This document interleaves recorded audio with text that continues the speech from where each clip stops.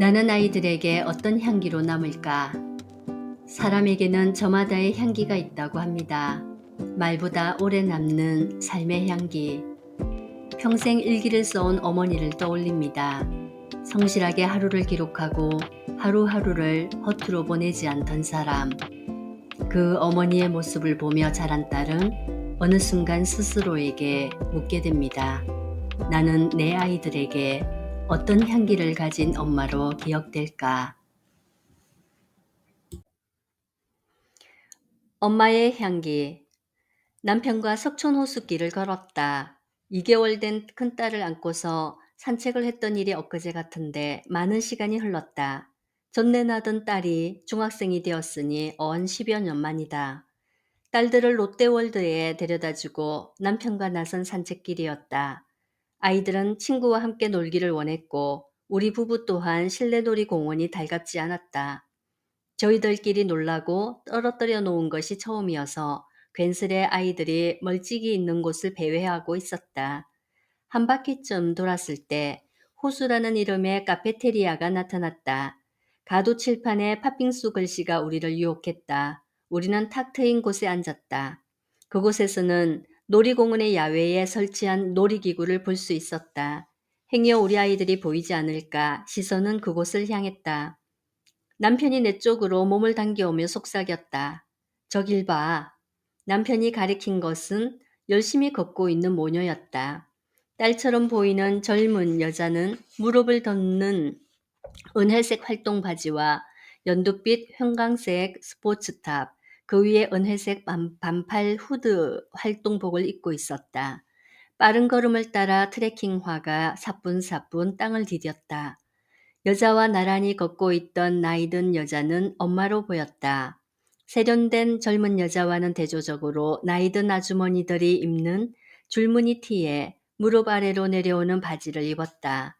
흔히 말하는 88 사이즈의 몸매였다. 흰 운동화가 빠른 걸음의 트레킹화를 부지런히 따라오고 있었다. 저 딸의 미래 모습은 어떨까? 남편의 뜬금없는 질문에 모녀의 뒷모습을 계속 쳐다보고 있는데 남편은 그 옆에 엄마 있지? 그 엄마가 딸의 미래 모습이야. 하고 말하는 것이었다.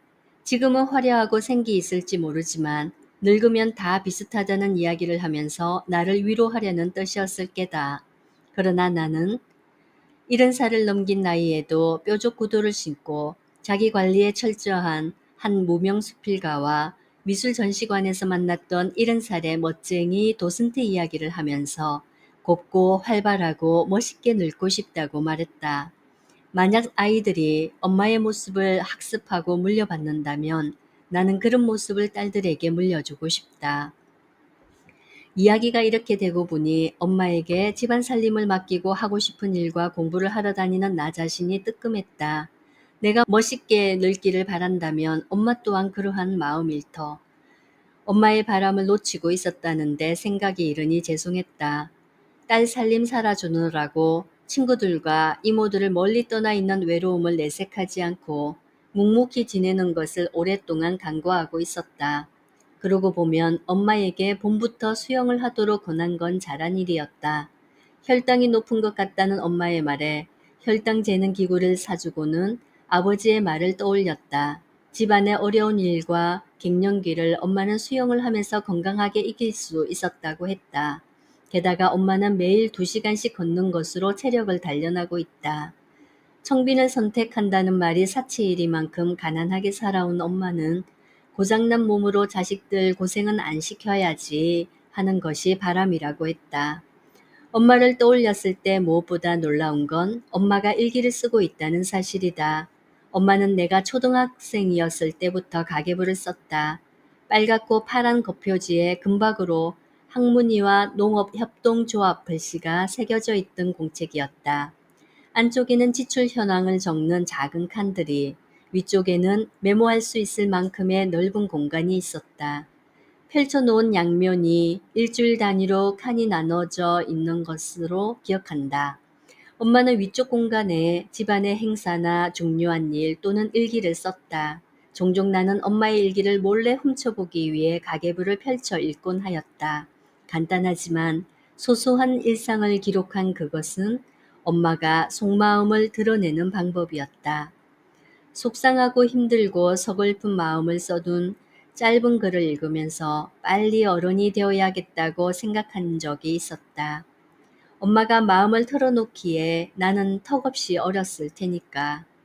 그렇다고 마흔 줄에 있는 지금 나에게 엄마가 속내를 다 털어놓는 것 같지도 않다. 원래 남에게 짐지우지 못하고 속에 묻어두는 성정을 가진 탓이다. 여하튼 엄마의 기록이 30년을 넘긴 지금까지도 진행 중인 건 참으로 놀랍다. 늦은 밤 갑작스레 엄마의 방에 가면 엄마는 쓰고 있던 공책을 슬그머니 감춘다. 엄마의 그런 모습에서 나는 비밀스럽고 수줍은 엄마를 발견한다. 멋쟁이로 세련되게 늙어가고 있진 못해도 엄마의 향기가 느껴진다. 속촌호수에서 보았던 노모 또한 다른 사람들이 알지 못하지만 그 딸은 잘 알고 있는 향기가 있는 것은 아닐까. 그런 점에서 나도 아이들에게 향기가 있는 엄마로 늙어가고 싶다. 며칠 전 작은 아이가 했던 농담이 생각난다. 큰아이와 싸우면서 화가 난 나머지 언니 밥통아 그러는 것이었다. 그래서 내가 언니가 밥통이면 엄마는 무슨 통이야 하고 물었다. 엄마는 책통 하는 것이었다. 작은 아이를 끌어안고 웃고 말았지만 계속 되새김질 되는 말이었다. 아이들이 앞으로 늙어가는 내 모습을 어떻게 바라볼까 생각하면 긴장이 된다. 별 볼 일 없는 사람이지만 그래도 아이들에겐 괜찮은 사람, 열심히 사는 사람, 늘 공부하는 사람으로 기억되고 싶다. 거기에 덧붙이자면 아이들이 엄마를 떠올릴 때 느껴지는 향기가 있다면 더욱 좋겠다. 사람에게 향기란 그의 인품에서 풍겨나오는 기운이라고 했다. 일기 쓰는 엄마를 보면서 엄마의 향기를 기억하는 나는 내 딸들에게 어떤 향기를 가진 엄마로 기억될까? 나는 무엇으로 향기를 만들까?